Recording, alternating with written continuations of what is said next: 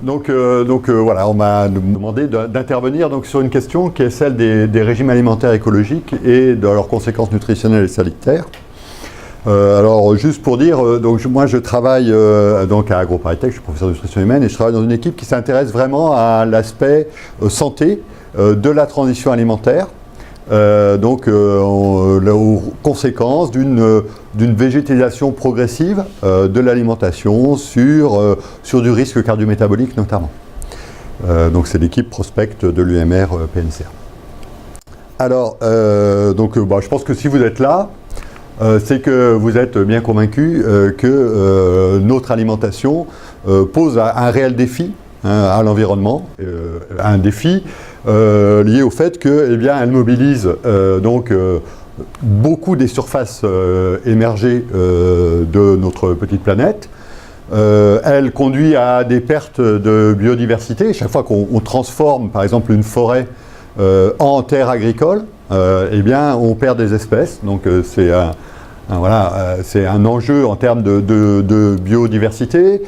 C'est une source de production de gaz à effet de serre.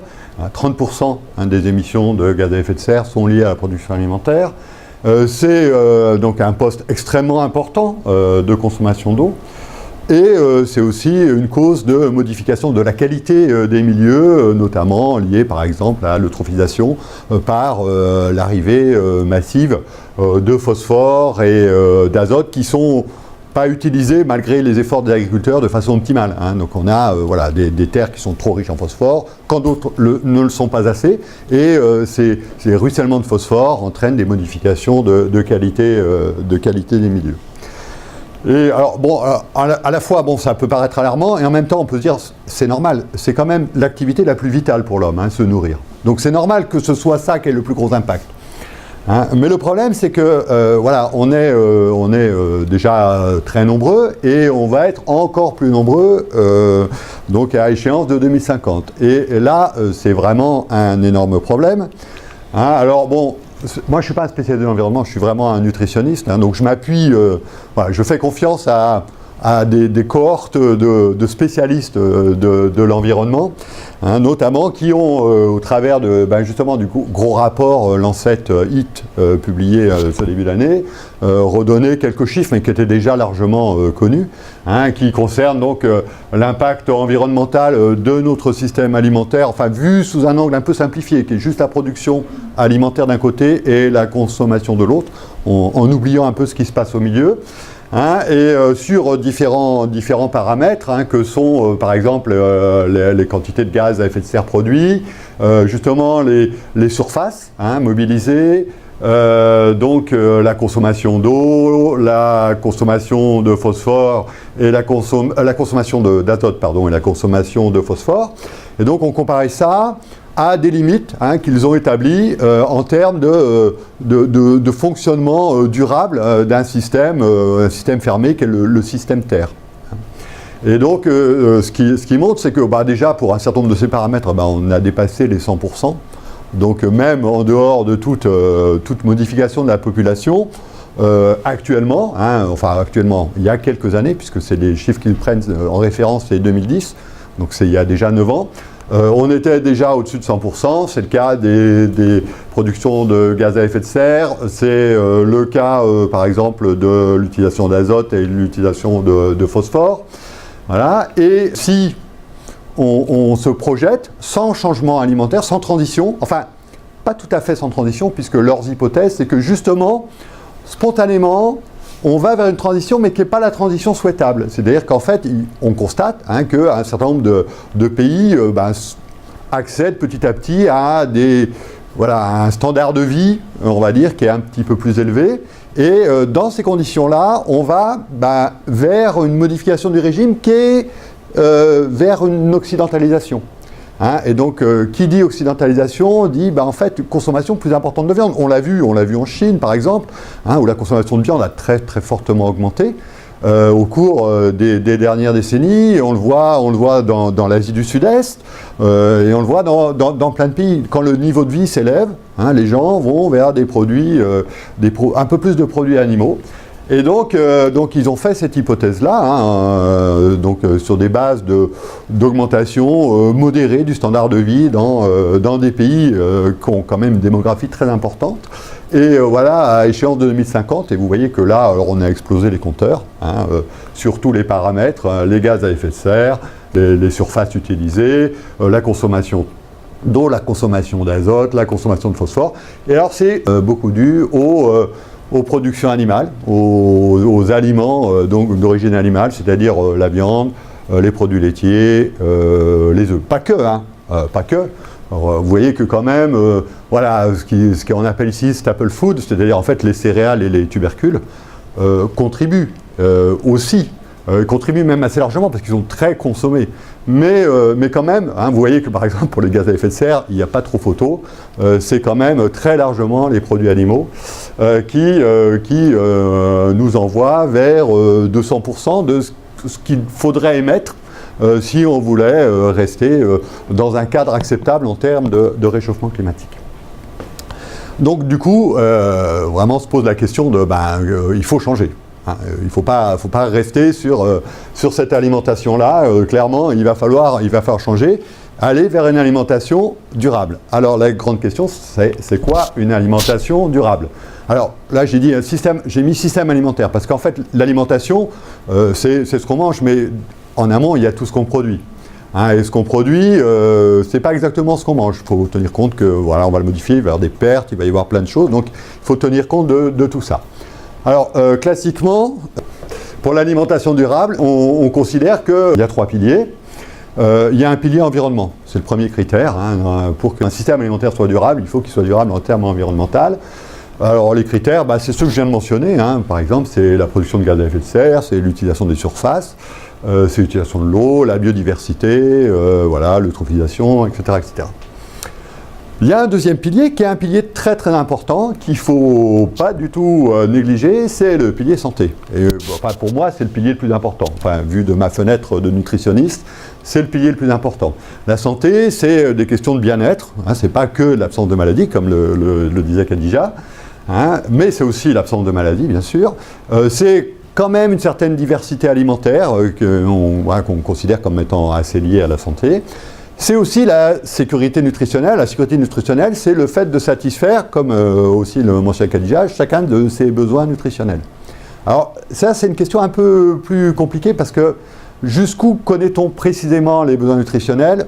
Ça, c'est quelque chose sur lequel on pourra revenir.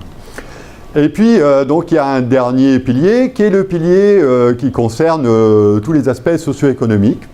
Donc il faut que l'alimentation prenne en compte des critères d'équitabilité. Il faut qu'elle soit disponible aussi bien pour les hommes que pour les femmes, pour les enfants que pour les personnes âgées, en fonction des besoins de chacun. Il faut qu'elle soit accessible économiquement, ça c'est un critère extrêmement important.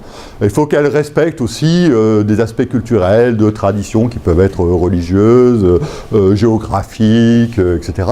Il faut que aussi, elles permettent un fonctionnement de l'économie, donc il doit y avoir des marchés qui fonctionnent, des échanges, éventuellement des emplois. Enfin, il faut prendre en compte tous ces aspects-là.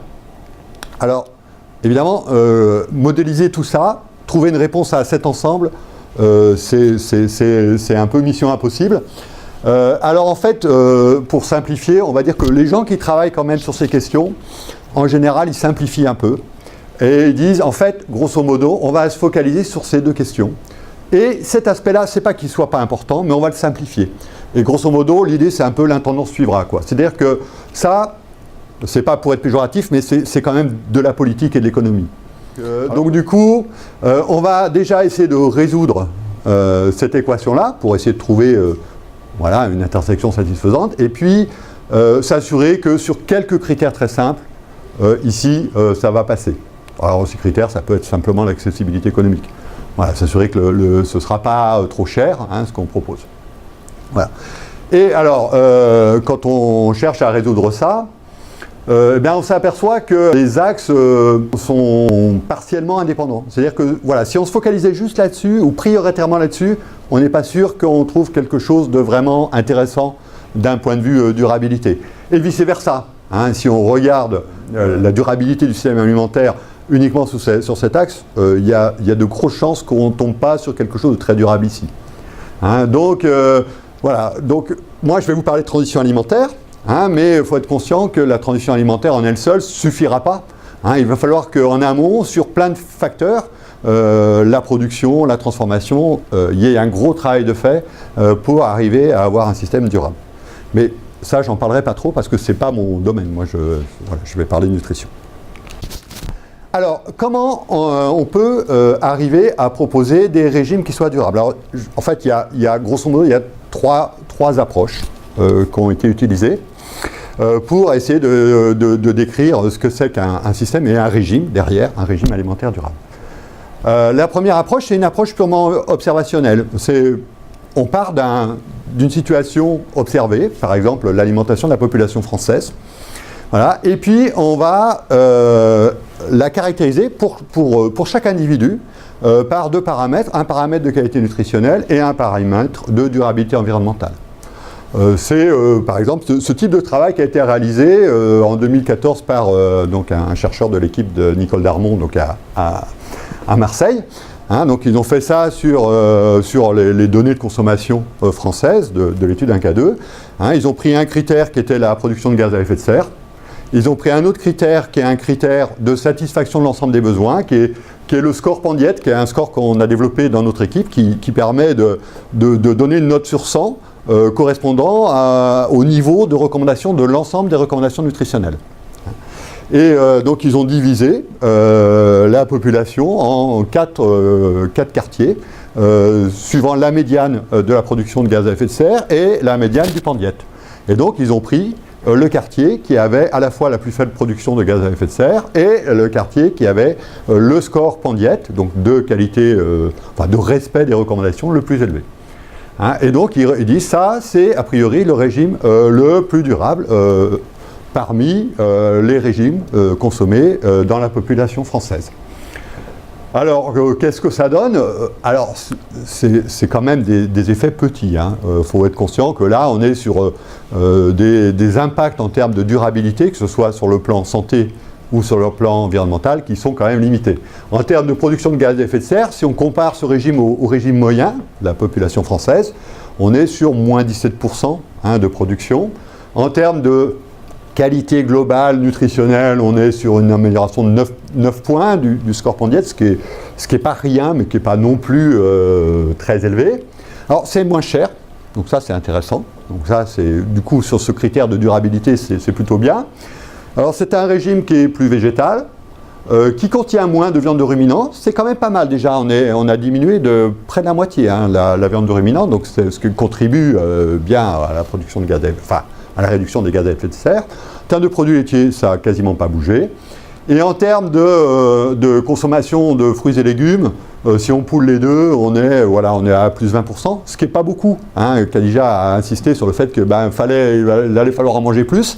Là, si on part de 300 grammes, grosso modo, on est passé à 360 grammes, on est loin des 500 grammes minimum auquel il faudrait être. Donc, alors ce qu'on peut dire, alors c'est sûr, c'est facilement atteignable parce qu'il y a déjà 25% de la population française qui mange ça. Donc c'est rien d'utopique. Bon, au niveau végétalisation, c'est modéré. Le différentiel environnemental et nutritionnel, il est quand même, il est faible. L'impact sanitaire, est-ce que ça va diminuer la mortalité ? Pas trop quand même, parce qu'on est, là notamment par exemple, on n'a pas plus de consommation de fibres, pas plus de consommation de céréales complètes, pas beaucoup plus de fruits et légumes, donc impact très faible. Et puis, grosse limite quand même, c'est une solution pour la France. Voilà, donc qu'est-ce qu'on va pouvoir dire à l'échelle mondiale, parce que le problème quand même c'est un problème mondial, ce problème d'alimentation, pas grand-chose.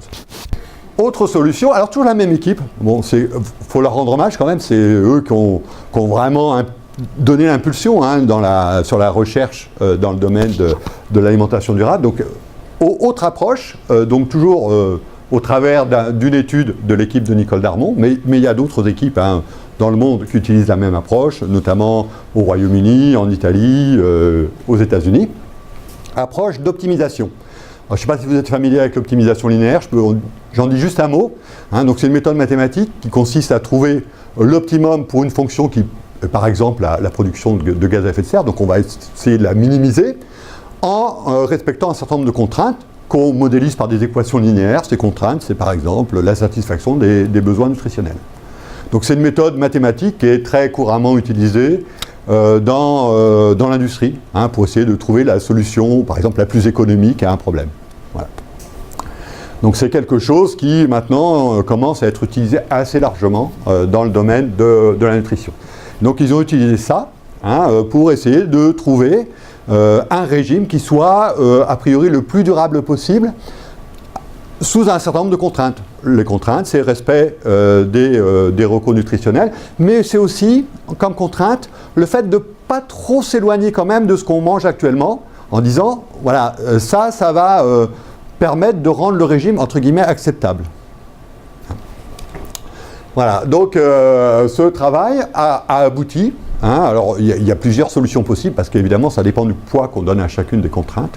Donc, je vous en présente une parmi d'autres. Ce travail a abouti à un régime qui est déjà un peu mieux que le précédent, hein, en termes de réduction des gaz à effet de serre, on est à moins 30%. Sur un critère de trophisation, c'est pas mal aussi, on est à moins 30% de trophisation. En termes de coût, c'est moins cher, un petit peu. C'est plus végétal, c'est quand même beaucoup plus pauvre en viande de ruminants, hein, mais il reste quand même de la viande, hein, des viandes de volaille. Pas d'impact sur la consommation de produits laitiers. On est resté exactement sur les mêmes niveaux de consommation de produits laitiers. Fruits et légumes, c'est mieux. Hein, là, on va approcher des 500 grammes. On n'y est pas tout à fait, mais on s'en approche. Voilà. Donc, globalement, que dire sur cette approche? Alors, cette approche, en fait, elle donne un peu ce qu'on a voulu y mettre au départ. Hein, parce qu'il faut être très honnête.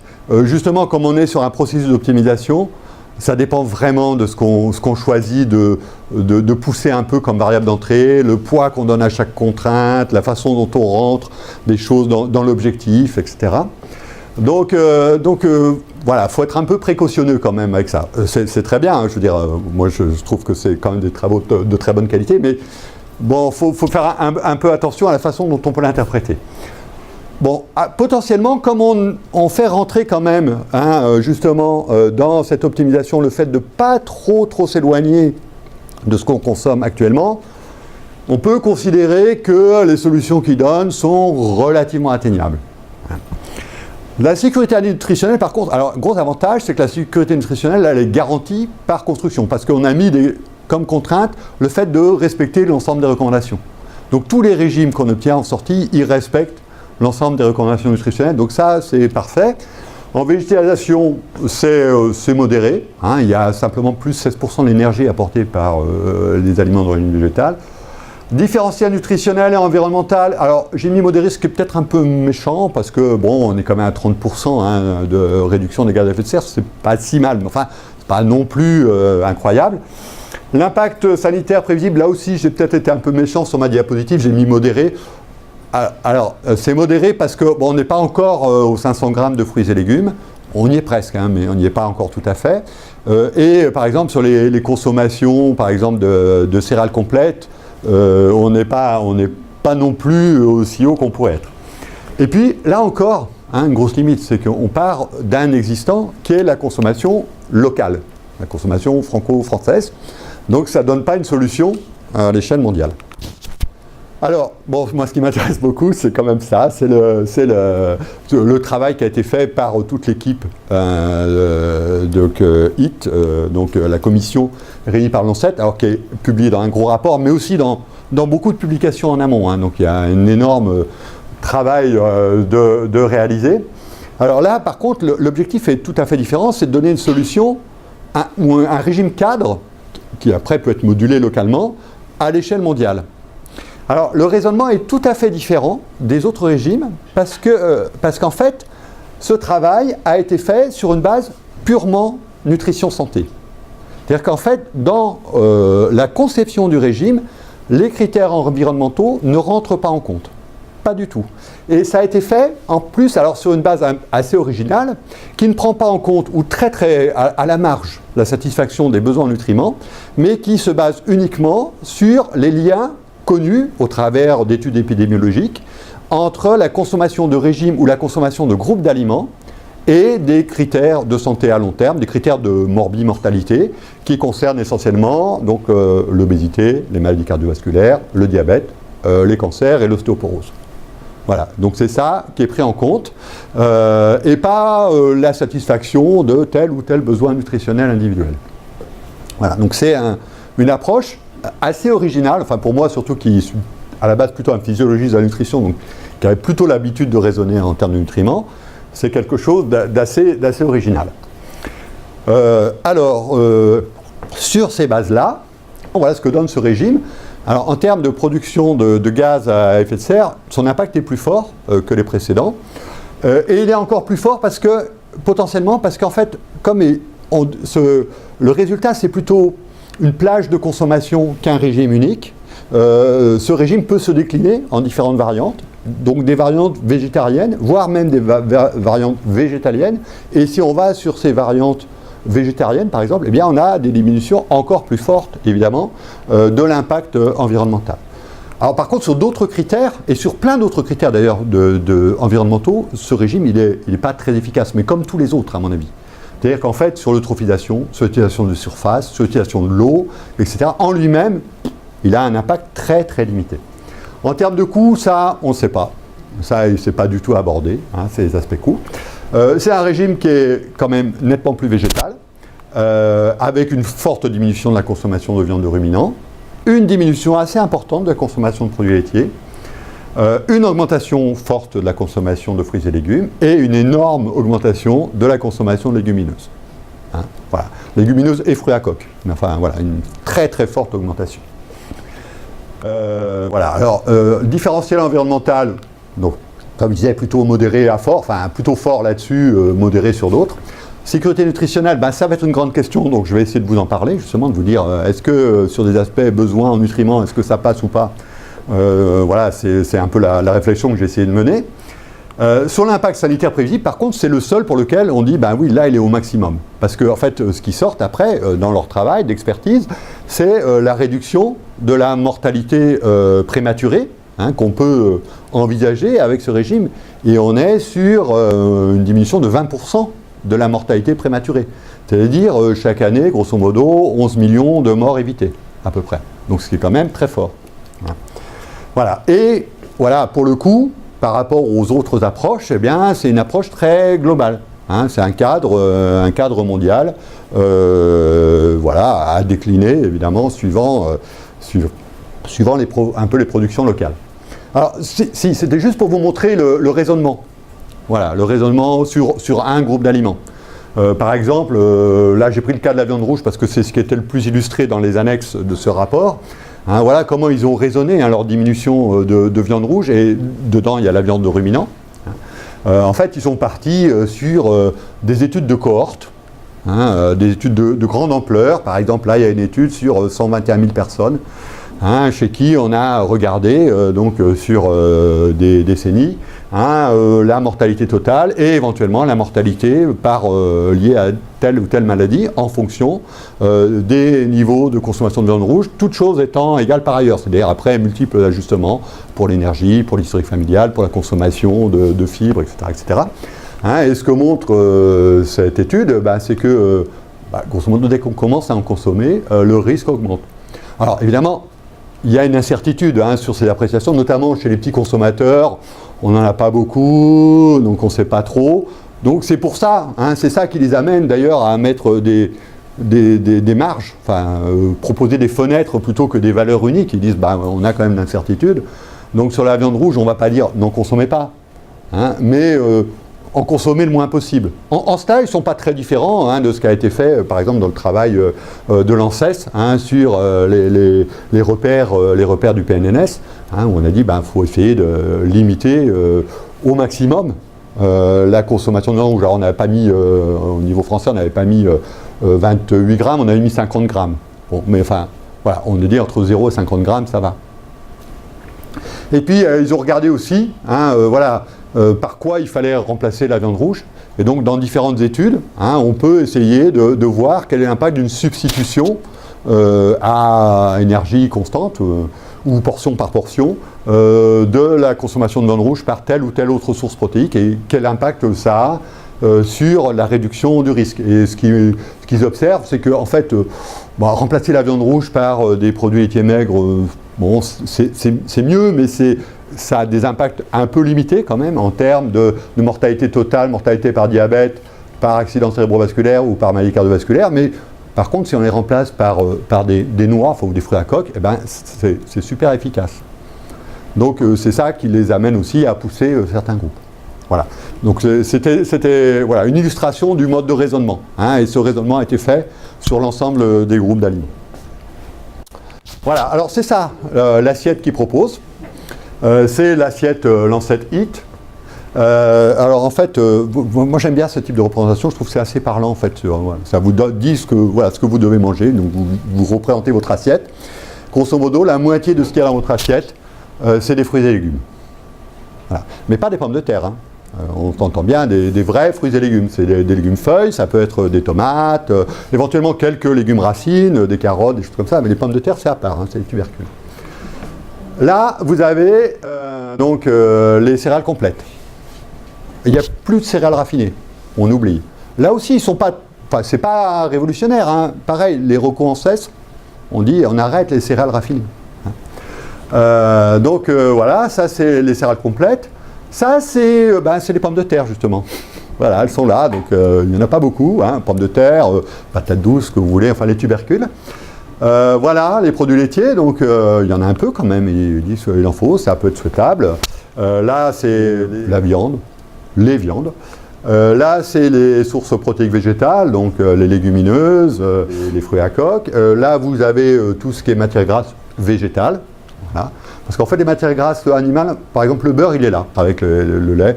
On a raisonné, on a simplifié notre raisonnement. On a dit le lait, vous le consommez entier, ou vous le séparez, mais voilà, vous avez droit au beurre qui correspond à votre consommation de lait, pour simplifier. Et là, c'est les sucres, donc au minimum, hein, les sucres ajoutés. Alors, donc 50% de la ration, hein, sous forme de fruits et légumes, donc il va falloir s'y faire, si on veut aller vers ça. Alors pour le lait, ils disent, on peut aller jusqu'à 500, donc leur régime moyen c'est 250, mais voilà, si les gens ne veulent pas consommer de lait, ça peut passer sans lait. Voilà, donc ils disent, c'est possible de faire sans. C'est plus compliqué, hein, donc ils ne le conseillent pas spécialement, mais ils disent qu'on peut faire sans. Mince, à chaque fois je suis désolé. Pour la viande. Alors c'est pas forcément un régime végétarien. Hein. Et ça c'est ça qui est intéressant, c'est que si on regarde, on se dit au maximum on pourrait aller pratiquement à une source protéique animale presque par jour, en quantité plutôt petite, hein, puisqu'on peut aller jusqu'à à peu près 600 grammes, excusez-moi, par semaine. Ça veut dire 6 jours on pourrait, et puis le dernier jour un œuf ou du poisson. Hein, mais c'est le maximum. Donc eux disent ce serait mieux d'aller un peu plus bas, et même pour l'environnement encore plus bas, enfin au minimum, mais voilà. Et donc tout ça remplacé, comme j'ai dit, hein, par des légumes et des noix. Alors en fait c'est pas une assiette, c'est pas révolutionnaire en fait ce régime. Et en fait si on regardait les recommandations de la Harvard School of Public Health il y a quelques années, on retrouvait la même chose. Alors en même temps c'est un peu logique, puisque la personne qui a un peu chapeauté les travaux pour la commission Eat Lancet sur l'aspect nutrition, c'est la personne qui a fait cette assiette-là. Donc il est assez cohérent, hein, mais voilà, mais c'était déjà, ça c'est ce qui était proposé pour la population états-unienne, hein, par la Harvard School of Public Health. Donc c'était un régime, vous voyez qu'il y avait déjà la moitié de l'assiette, hein, qui était en fruits et légumes. Là c'est des céréales complètes, hein, il n'y avait plus de céréales raffinées. Là, alors il avait dit healthy protéines, ça veut dire, ça peut être des produits laitiers maigres, ça peut être un peu de viande maigre, ça peut être des légumes secs, des fruits à coque, des choses comme ça. Alors la différence c'est que lui il était sorti de l'assiette, bon il y a une petite subtilité, mais grosso modo, hein, cette assiette préfigure en fait l'assiette Lancet Eat. Donc c'est vraiment, voilà, c'est quelque chose d'assez attendu en fait ce résultat. Alors, en termes de nutriments, en fait, est-ce que ça passe? Pour une personne comme moi qui a l'habitude de raisonner en nutriments, voilà, c'était vraiment la grande question. Alors, bon, pour les protéines, on est quand même sur des niveaux d'apport qui sont relativement élevés. Pour le calcium, c'est un petit peu bas par rapport aux recommandations. Pour le zinc, on est au milieu, parce qu'on a des recommandations un peu différenciées suivant si on consomme très végétal ou très animal. Pour la vitamine B2, ça semble un peu bas. Pour la vitamine B12, un petit peu bas. Donc, enfin, il y a plein de questions à poser. Donc du coup, je vais revenir rapidement sur cet aspect nutriments pour vous dire un peu voilà, la façon dont j'interprète tout ça. Donc, alors, protéines fer, honnêtement, à mon avis, il n'y a aucun souci. Parce que leur régime, il fait quand même la part belle aux légumineuses. Donc même si vous avez supprimé totalement la viande, ce qui est une des possibilités qu'ils offrent, voilà, si vous consommez des légumineuses au niveau moyen qu'ils proposent, il n'y a aucun souci, ça va passer en termes d'équilibre en acides aminés, en termes de niveau d'apport, donc ça va être bien. Et pour le fer, bon, alors la question, parce qu'il y a beaucoup de gens qui disent attention, si on supprime la viande, on supprime le fer héminique, donc la biodisponibilité va baisser, ça va être la catastrophe. Honnêtement non, vu le niveau d'apport auquel on arrive, on est sur des apports très élevés, et vu le fait que quand même le fer, en fait, ce qui détermine le plus notre statut, c'est notre absorption. Il y a des mécanismes homéostasiques extrêmement forts qui font que dès que nos réserves en fer faiblissent, eh bien notre absorption intestinale augmente très très fortement. Elle peut, par exemple pendant la grossesse, elle est multipliée par 4 à 5. Parce que les besoins s'accroissent et que les apports n'augmentent pas. Donc vraisemblablement, voilà, ça va bien se passer. D'ailleurs, on sait très bien qu'il n'y a pas plus de prévalence d'anémie chez les végétariens et chez les végétaliens que chez les omnivores. Donc moi, je n'ai pas de souci sur le fer. Vitamines B12 et B2, alors, bon, les apports sont... Voilà, si on prend le régime médian, dans leur fourchette, les apports sont, on va dire, juste suffisants. Compte tenu des incertitudes qu'on a sur les recos, oui, on est un peu au-dessous des recos, mais bon, ces recos, elles valent ce qu'elles valent. Donc moi, j'aurais tendance à dire les apports sont juste suffisants, ça devrait passer. Évidemment, pour les autres, alors pour les végétariens et surtout pour les végétaliens, là, ça va être un peu problématique. Donc il va falloir un peu supplémenter ou enrichir des aliments. Voilà, il faut prévoir. Et donc là, à mon avis, l'industrie agroalimentaire a toute sa place à jouer en proposant des aliments enrichis, mais enrichis dans les nutriments qu'il faut. Il ne faut pas enrichir en n'importe quoi pour dire ça va vous aider à dormir, ça va être bien pour votre vitalité. Voilà, les nutriments qu'il va falloir cibler, c'est B2, B12, s'il faut faire des choses. Vitamine D, non, alors, ce qui est rigolo, c'est que dans leur tableau, je n'ai pas présenté la valeur, mais leur tableau donne une valeur très forte en vitamine D, mais je pense que cette donnée est, à mon avis, erronée. Voilà, moi je pense que là, on va être sur des apports en vitamine D qui sont faibles. Mais on est déjà sur des apports faibles. Donc on a déjà un problème, dans tous les pays septentrionaux, on a déjà un problème de vitamine D. Donc ce problème ne va pas être accru par cette transition alimentaire, ou à la marge, on part de tellement loin en termes de satisfaction des besoins que... Par contre, il va falloir, mais comme il faut maintenant, il va falloir faire quelque chose, donc soit aller vers une politique de supplémentation systématique, soit proposer des aliments enrichis, mais aussi un enrichissement qui soit raisonné, pas un enrichissement comme ça au bon vouloir des opérateurs industriels. Un nutriment pour lequel j'ai un peu d'inquiétude, moi, c'est le zinc. Parce que franchement, on est sur un régime qui est très végétal, qui est très riche donc en produits complets, et donc qui va être très riche en inhibiteurs de l'absorption du zinc, donc en acide phytique. Et du coup, comme l'apport n'est pas très élevé, on risque d'être un peu limite. Alors les conséquences, j'ai du mal à les préciser, mais je pense que, voilà, en termes de, par exemple, de optimisation de la croissance des enfants, sur des aspects un peu système immunitaire, ça risque d'être un petit peu juste. Donc je pense qu'il va falloir être vigilant et voilà, adapter un peu nos pratiques alimentaires pour essayer de réduire la teneur en phytate, alors soit par toujours des transformations industrielles, soit par des pratiques ménagères. Il y a différentes façons, à partir de graines, de réduire la teneur en phytate. Calcium, alors ça c'est une grande question, parce que l'apport en calcium est plutôt bas. Alors moi, au départ, je me suis dit, oui, ça ne va pas aller. Et en fait, bon, ils apportent quand même beaucoup d'arguments pour dire, en fait, il n'y a pas de souci. Hein, nos recommandations d'apport calcique sont largement surestimées. Alors, c'est vrai en partie, parce que nos recommandations, elles tiennent compte du fait qu'on mange très salé et que du coup, chaque fois qu'on consomme du sel, on perd un peu de calcium urinaire. Donc du coup là, le régime, a priori, il n'est pas trop salé. Enfin, il n'y a pas de sel qui apparaît. Donc si on est sur un régime plus sain, moins salé, si on est un peu plus actif, etc., ça devrait passer. Et d'ailleurs, quand on regarde la littérature, hein, il n'y a pas de lien entre des niveaux d'apport calcique, par exemple aux alentours de 700 mg, ce qu'ils obtiennent à peu près, et du risque de fracture.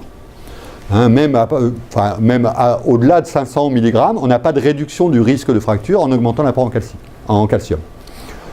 Voilà. La question, par contre, c'est l'ado, parce qu'en fait, c'est là qu'on constitue le capital osseux, donc le capital calcium, hein, nos réserves pour le futur.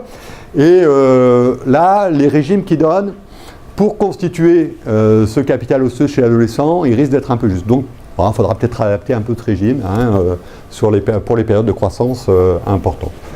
Alors l'iode, là ils n'en parlent pas du tout, mais moi c'est une petite inquiétude quand même, parce que nous, là on est sur du très végétal, très peu de lait, pas beaucoup de lait, et par exemple en France, nos végétaux, parce que nos sols sont pauvres en iode, et ben nos végétaux sont pauvres en iode. On a des apports en iode qui sont plutôt bas, et ce qui contribue à nos apports en iode, c'est les produits laitiers, parce qu'on donne à manger de l'iode aux vaches, et que du coup, les vaches exportent l'iode dans le lait, et que donc 25% de nos apports en iode, hein, c'est les produits laitiers. Alors si on réduit les produits laitiers, on va impacter quand même assez fortement notre statut en iode. Et surtout si on part vers du bio tel qu'il est conçu actuellement, parce que le bio, en termes de teneur en iode dans les produits laitiers, il est beaucoup plus bas. Parce qu'il y a moins d'aliments concentrés utilisés en production bio. Et donc, du coup, ça ne va pas être très bon. Donc, moi, j'ai une petite inquiétude là. Donc, pareil, hein, toujours au secours l'industrie agroalimentaire, il va falloir aussi réfléchir à ça.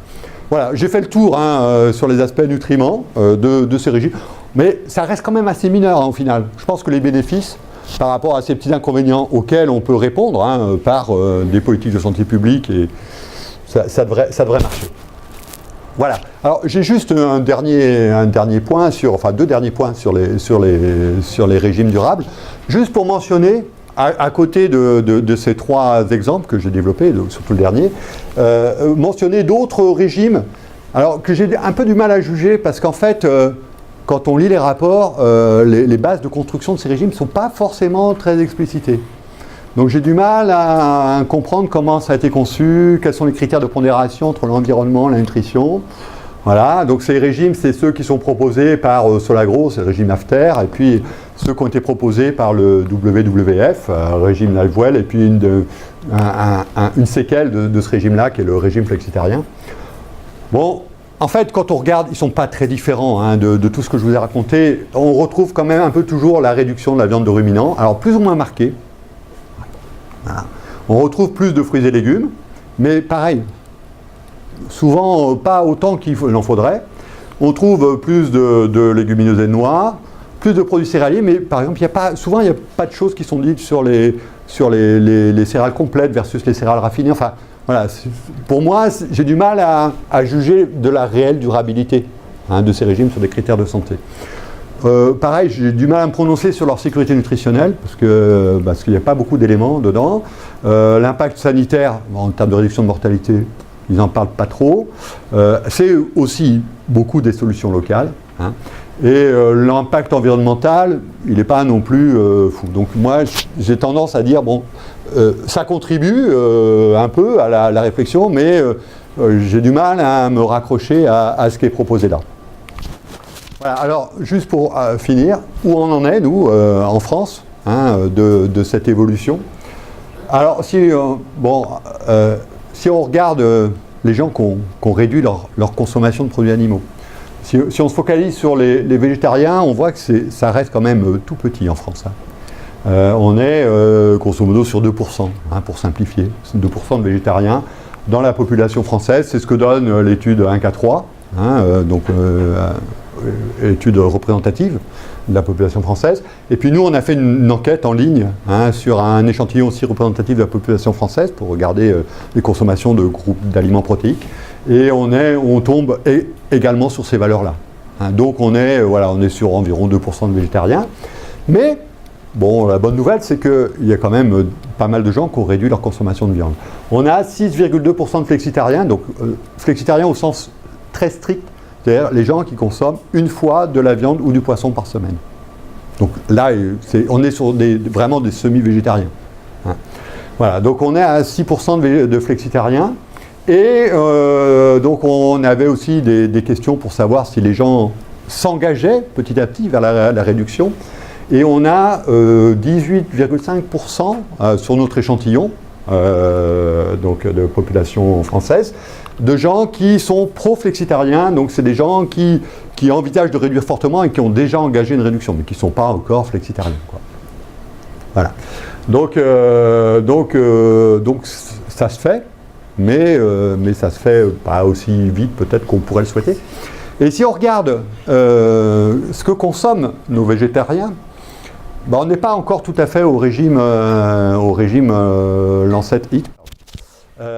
Notamment, par exemple, voilà, moi j'ai regardé ça, en termes de durabilité, on n'est pas au top, parce qu'on est encore sur des consommations de céréales majoritairement sous forme raffinée.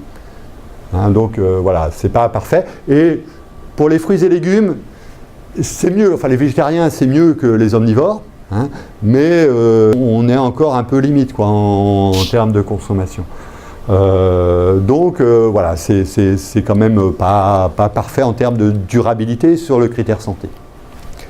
Voilà, ça c'est juste pour conclure, c'était les représentations de différentes assiettes conçues sur la base du régime HIT, voilà, qui montrent que bon, on peut avoir des trucs un peu attractifs. Alors après, est-ce que c'est bon? Je ne sais pas. Mais voilà, pour vous dire que on peut avoir de la diversité avec ce type de régime. Voilà. C'était